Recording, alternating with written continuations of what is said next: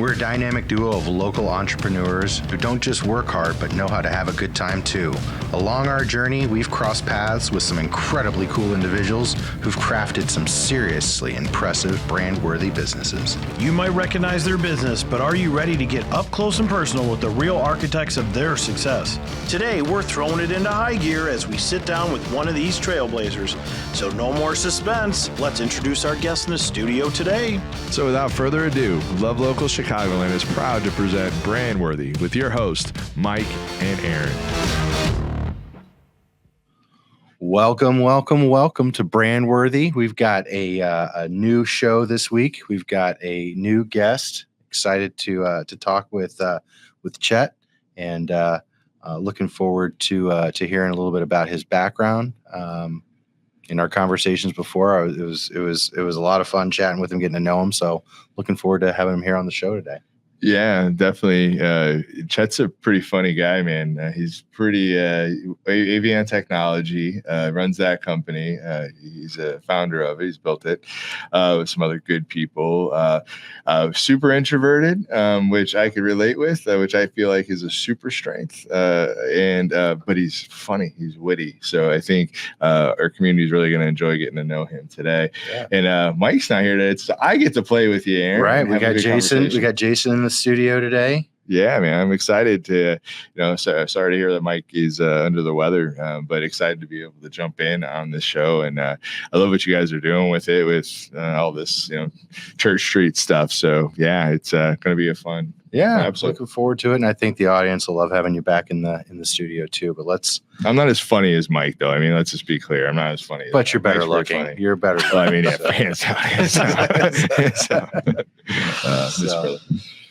All right, so we've got Chet in the house. Yeah, Chet, welcome to the show, man. Welcome. Pleasure to be here.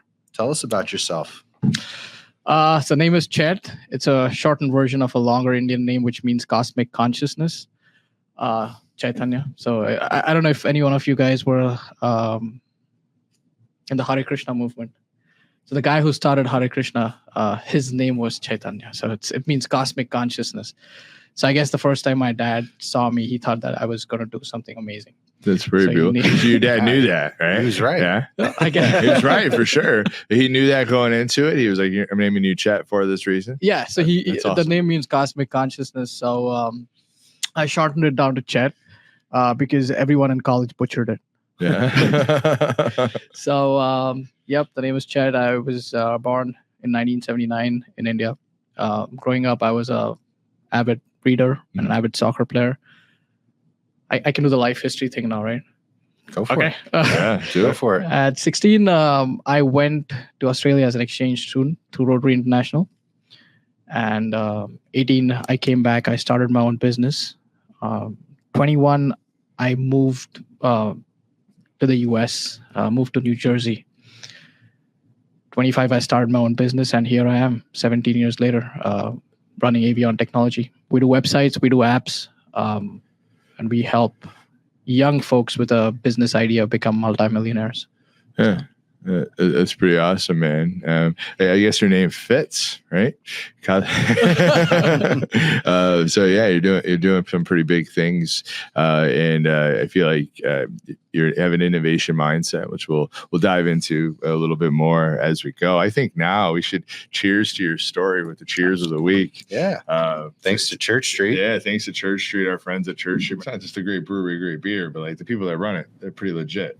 Good times. They got good swag. We got the hats. We got the shirts and the hoodies. And the food. The food at both of their locations are awesome too. So, shout out to Church Street. So shout out. Cheers to the beginning of your story, my man. Cheers. Awesome. It's 10 a.m. right now, so we're really not drinking, my friends. But later on, I know. So, Chet, you told us about where you came from, growing up all over the world. Really, how do you think that shaped you to become the person you are today, the business you've created, and the impact you're making? Sure. I think, I don't know who said it, but I guess a lot of people have said it, right? Like success is not a destination, it's a journey, right? And I think one of the things which kind of prepares you for that journey is just the breadth of experiences that you've had, right? Sure, you have a certain set of experiences if you like live in one place all your life, and not discounting that. But I think when you meet people from different cultures and you have all these different conversations, I think you learn to empathize, right? You learn to invert. You learn to see the world from the other person's eyes. Mm-hmm. And I think being able to invert, being able to put yourself in the other person's shoes, just increases your EQ, your emotional quotient, right? And for me, that is the biggest predictor of success, is the emotional quotient. Because at the end of the day, we are all into people management. That's what you could be a neurosurgeon, right? But you're still in the OT, in the operation theater. You have a team that you have to manage. And at that point, what does matter is your emotional quotient, besides all these other hard skills that you've brought to the table. So I think in terms of what I gained from that was the ability to connect with people who might not necessarily look like me, who might not necessarily talk like me, but we probably share the same set of values. Yeah. And I think that was incredible, and at a very young age. So Yeah. Yeah. Well, How do you think that has shaped your life? Well, the first thing is, when you go to a different country at the age of 16, right? One of the things it does is it's like being thrown at the deep end of the pool, right? You learn to survive, you learn to float, and that kind of has been one of the recurring patterns in my life, where I get yanked out of my comfort zone and put into like, I call that the chaos and structure spectrum. So every time I kind of start going towards structure, something happens and puts me back towards chaos. And what you do learn from that is insane survival skills.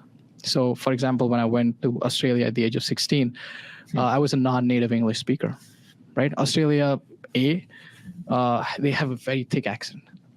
And then I went and joined a school with a bunch of seniors who all had their own cliques and their clans and everything. So to kind of break in at that age and become one of the cool guys 1 year later teaches you a lot of survival skills. So I think what it has shaped me, or how it has shaped me, is it's given me insane survival skills. Put me anywhere, I'll figure out the patterns. I'll figure out, the power flows. I'll figure out who the cool guys are. I'll figure a way to kind of make things happen. So Yeah. Find out who the cool people are. Is that how you're here now? Or is that... Oh yeah, basically.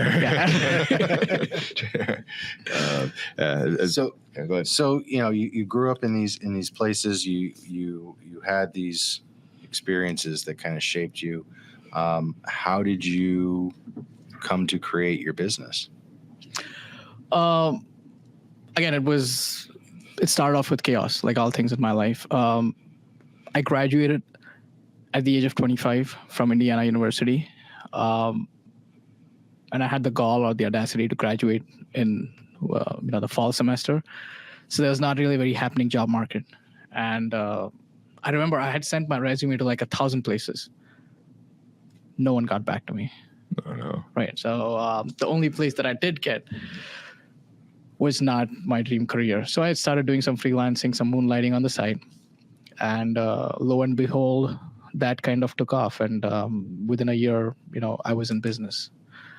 So, yeah. Yeah. So we talked before when we were getting ready for the show. Mm-hmm. You have a little bit of a side thing that you do, some comedy. You want to talk a little bit about what you do with that and share that with the audience? So I do a little bit of comedy. I have like a small 5-minute stand-up routine that I do. I'm looking forward to a few more gigs this year. I'm also a poet. I've written 3 collections of poetry. Really? I've written 10 one-act plays, and I read a lot. I think that somehow keeps that the creative spark going for an IT guy. Yeah, it's pretty cool. And you wake up like really early in the morning too, don't you? I usually wake up about 4:30. Yeah. And in your morning routine is super intentional. Yes. When we talked before, you talked to us a little bit about your morning routine and kind of how that helps set your day up for success. Absolutely. So I do small things, but consistently, right? So I meditate for 20 minutes right after I wake up. I follow that with about half an hour of reading. Follow that with about 15 minutes on Duolingo, which is like a language learning app. I'm learning German right now. And then I write 250 words every day. The good thing about that is if you write 250 words every day for a year, you've just written a novel. Yeah. What are you writing about? Something intentional? I'm writing a novel right now. It's called Conversations with My Father. So my father's 75, and it's basically a recollection of all the things and all the times that I spent with him. And Wow, that's beautiful. Yeah. So talk to us a little bit more about that. Like why? Like why use your creative outlet to tell a story like that? I think, your parents shape you in many ways, right? Consciously and subconsciously, right? And there's a push and pull, right? It's not always, always the good things. It's always also, some things which could have been better. But in a lot of ways, and maybe we don't know how much, but how much we've been shaped by that. And I just wanted to create a narrative which could be handed down generation to generation in terms of how much my father shaped me. He was an awesome guy. He is. He's still around. He's an awesome guy. He is a writer. He's a CPA. He did his MBA. He did tons of stuff. But the best thing he did was he was my best friend. So it's really homage to a best friend.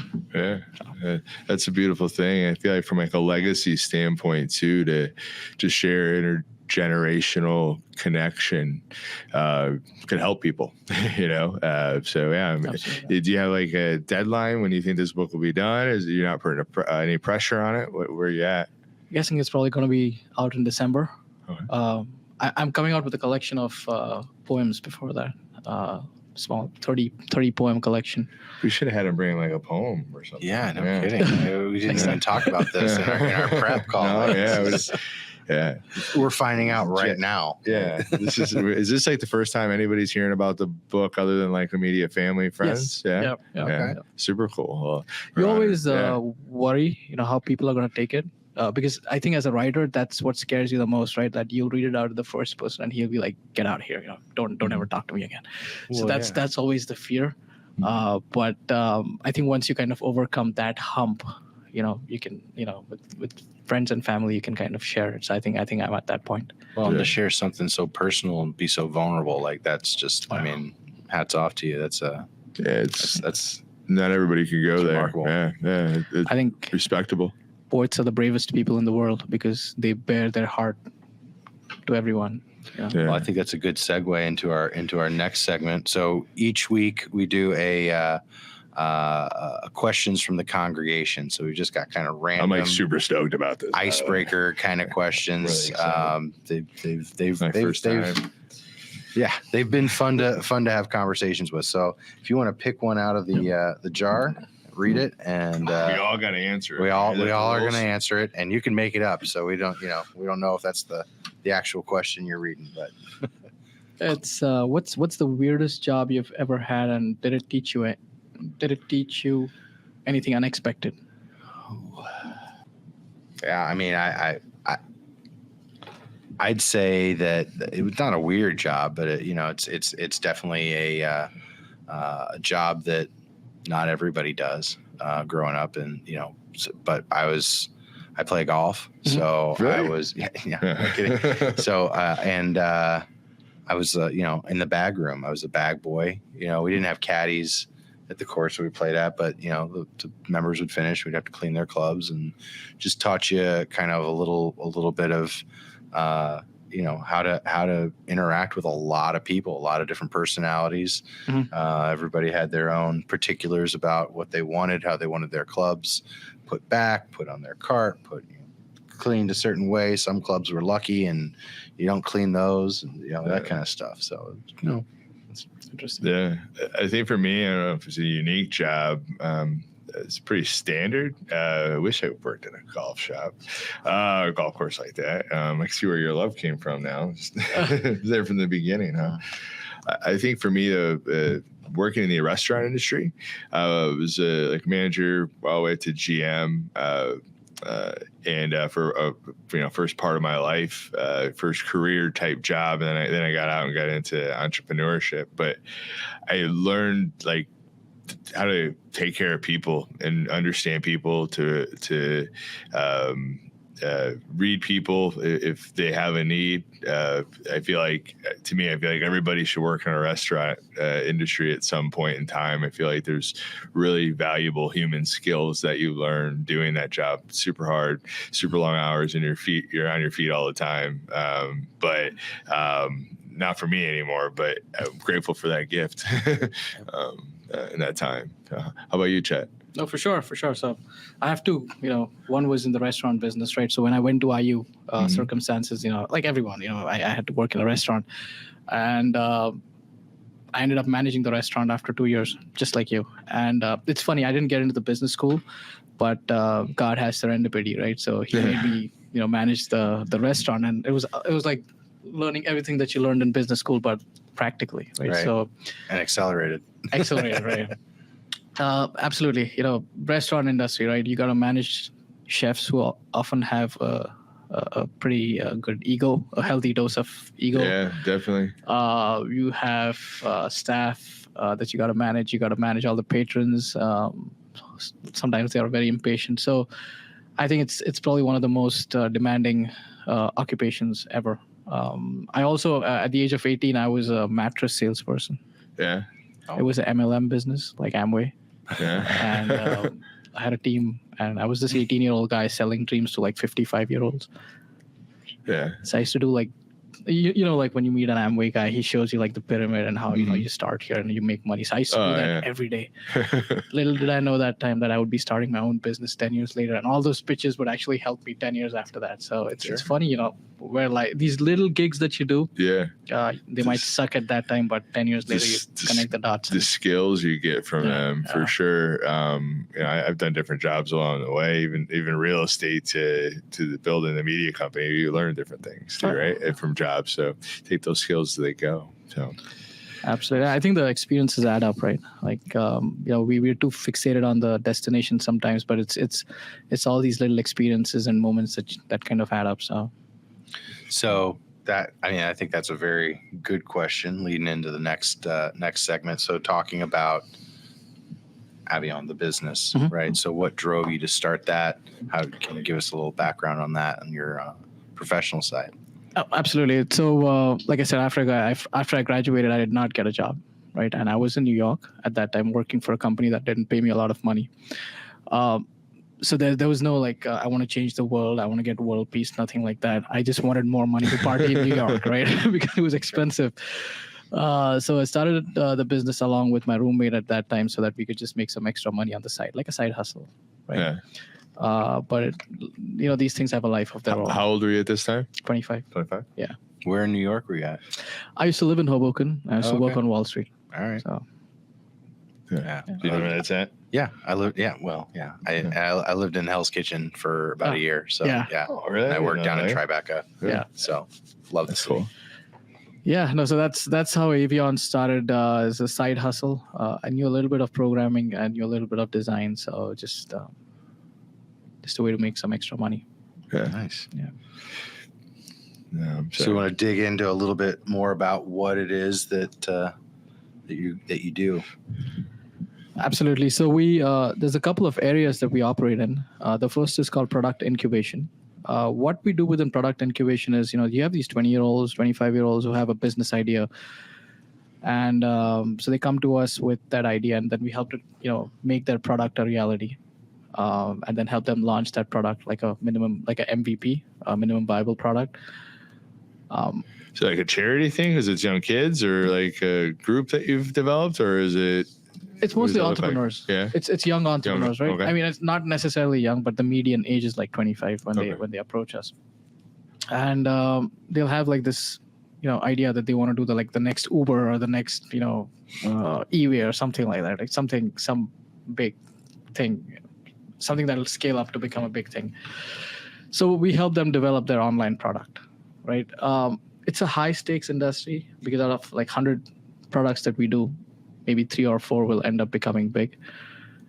But I have seen those kind of successes in the last 10 years. One of the companies that we helped incubate, it's called Flipcars. They're based out of California. We started working with them in 2013. It's like a huge company now.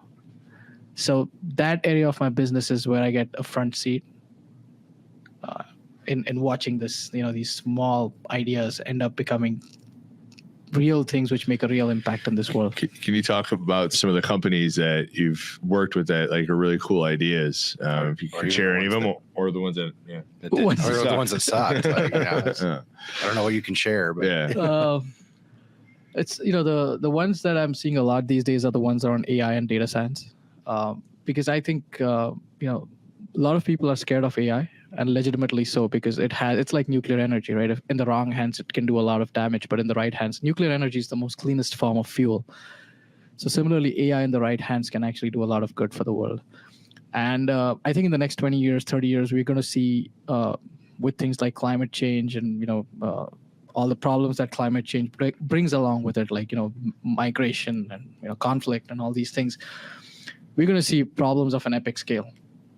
So we need solutions of an epic scale also to combat those problems. And I think AI is probably going to be a part of the solution, right? We had one of the worst El Niños this year, right? Yeah. If you saw the temperatures that we had in winter this year, they're not normal, right? So we loved them in Chicago. It wasn't normal. We liked it. Yeah, nice and mild. But so again, with data science, you would be better able to forecast these climate change, anomalies, temperature anomalies, and what effect it'll have probably in like sub-Saharan Africa, for example, to a subsistence farmer in sub-Saharan Africa or Central America. So I think those are the kind of ideas that I'm seeing a lot of these days, where people are really making drones, for example. I saw an app where first responders, so the moment there's a contingency, the local law enforcement flies a drone, and the drone is relaying real time all the images from that event. So now the police or the firefighters don't have to reach there to get information. They're already getting the data feeds of that incident even before they've got there. So the triage has already started even before you're going. Yeah. So things like that. It's interesting to see how our world will like shape because of this revolution that we're in. Like this isn't like any other revolution, like, in the past. So it'd be pretty interesting to see how it evolves. What other types of work do you do? You help with the apps and entrepreneurs be able to build out their visions. What other lines of revenue do you have? So that's one area, product incubation. The second area that we work in is small business success. And that's, small businesses who do not have a digital presence. So they usually have they do not have a website, or they have a website that doesn't work for them. So what's happened since the pandemic, right, is that the information asymmetry has grown. So the ones who have knowledge are really leveraging it to get market share, and the ones who don't are being left behind, right? So that trend was always there, but it's just going to get more. It's just kind of accelerated because of the pandemic. Yeah. So you see a lot of small business owners leaving money on the table because they don't have a good website, or if they have one, it doesn't render well on iPhone. If it renders well, they don't have good SEO, so they don't show up in the SEO listings. So what we help a lot of these small business owners is to get back the market share, to claw back, and be competitive again. So that's the second area that we operate in, is small business success. So and helping them with SEO and correct. Yeah, okay, yeah. And do you do that through like the writing blogs, that type of stuff? Like what specific stuff do you do? We write blogs. We do directory submissions. We do backlinking. Basically, it's things that show domain competence, right? Because that's still how Google ranks you. Is how competent of an authority you are within that domain. Yeah. So how much input is there from the client when you're doing that? For example, if you're saying you're writing blogs like that, that seems to me like that's a lot of work, mm-hmm. right? But that's a relatively new thing, right? Google's algorithm trying to figure out, what's real, what's not. So. Yep. You know what I mean? Like what kind of work are you putting in? Like what are the hours? What sort of content are you drawing from the client, and how's that service work? Absolutely. So usually it's about 3 to 4 blogs a week. That suffices. But Google is intelligent enough to know whether this is just some fluff or it's actually adding value, right? And the way it does that is through the backlinking, right? There's something like EAT. like what's the acronym for it? I can't think of it right now. But there's some Google. Yeah, I'm butchering. I can't think of it right now. I'm gonna Google it while you keep talking. No, it's so the business owners definitely do give us direction because their voice is important, right? So they will tell us, okay, because they know more about the business than we do, right? They've been doing it for 20 years. We just started writing a blog 1 month back. So they give us the direction. But business owners are busy running the business. So you cannot expect them to, a lot of times they don't even know who's visiting their website, right? They don't have Google Analytics. They don't know what the traffic patterns are and all that. So we become the wingmen who kind of shepherd or concierge their journey. So Wow. Yeah. That's such a, I feel like for a small business, that's like taking so much off your plate of something you need so desperately as we continue to go forward are ways to digitally be able to the whole world's changing, the social platforms, how we view, how we buy, all of that's so important. So search engine optimization for a small business helps us compete with like the big guys now if we do it right, which is an awesome thing. What I was talking about before was it's an acronym: experience, expertise, authoritativeness, and trustworthiness. That's what Google looks for, right? When you're making content. That's such an interesting service. Like, just does it hit the website? Does it hit forums? Where does the blog live? So the blog lives in the blogosphere, right? So, it's is that your own word? Should we coin that? I have my own blog, and I've seen it's very specific terms that attract users, right? My personal belief, is that there's riches and niches, right? And as the world kind of keeps on going down this knowledge spectrum, the market is going to reward you for being a specialist as opposed to a generalist, right? So when you're writing a blog, your niche has to be, you should cater towards a certain niche. So for example, writing about real estate Chicago, there's folks who've been doing that for 20 years now. So you're going to have a tough time getting any kind of rankings for that. But if you write something about seniors, if your specialty within real estate is seniors in the northwest suburbs within this price point with this kind of a house, so what you've suddenly done is you've gone to the long tail, and the long tail is where the money is at. Yeah. Right. So when you write a blog, make sure that you're targeting a certain niche, because if you're general, right, there's just too many people who are doing that. But if you're targeting a niche, for CPAs, for lawyers, for doctors, for dentists, focus on a niche because that's where the money is at. Yeah. So, other than blogs, what other types of content are good to help SEO? Video. Yeah, for sure. So long form, short form videos. I usually say about 7 minutes. Because our attention span is, top 7 minutes. For your website, probably 3 minutes, right? 5 maybe. Well, the website should load within 3 seconds. Yeah. Right. And they give you like a minute to judge you, and because it's a different generation now, right? Yeah. You're competing with TikTok. Yeah. It's funny. We want everything right away. Even now, I'm like, why isn't this working? I'm like, man, it's been like 2 seconds. Yeah. It's just been like, calm down. What do you think young entrepreneurs need to know about, your process, the business you're in? If they have an idea, what do you think the most important thing for them to know is? Absolutely. There's several, right? The first is be patient, right? Being successful in an online business is as hard and as takes as much time as being successful in an offline business, right? Number one. Number two, the 25-year-old billionaire, though we are told that that's the norm, it's not. He's an exceptional outlier, right? Yeah. Most people actually will become successful in their mid 40s and late 30s, right? So have the patience. But I would say if you have an idea, go for it, because the cost of failure right now is the lowest that it has ever been in our entire human civilization, right? You can fail and you can be back on your feet within a year. Yeah. So take that risk. Yeah. I think that's Fail good advice. fast. Yeah, it's great advice. Yeah. So, what is there any other things within your company that you're able to do, and what other for people? Yeah, so I do small business success. I do product incubation. I also help a lot of digital agencies, because digital agencies, especially those between like $500,000 to $1 million worth of annual turnover, they're usually short-staffed in terms of programming talent. So I do white label programming for them. Okay.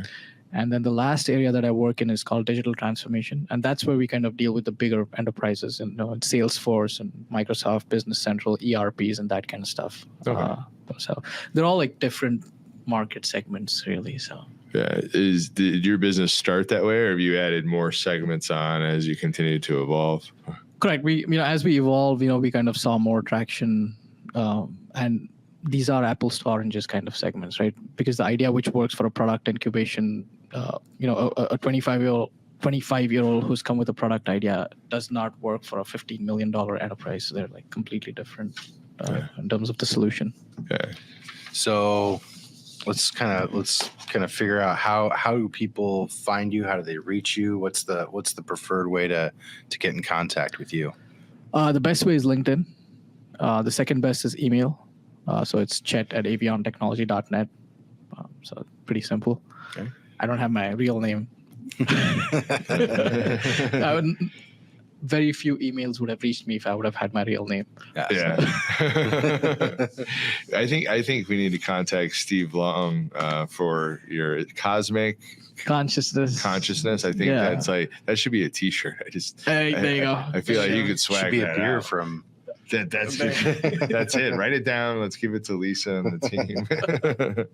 Well, thank you so much, man, for the conversation today and getting to know about you and your business. We look forward to getting to know you more as you continue to evolve and keep creating with the help of other entrepreneurs a better tomorrow with what you do. So thank you. Thanks much for being here. So until next time, we'll see you. Yeah, good one. Thank you. Peace out, guys. It's been fun being on Brandworthy. This is awesome. Thanks. Thank you. Peace.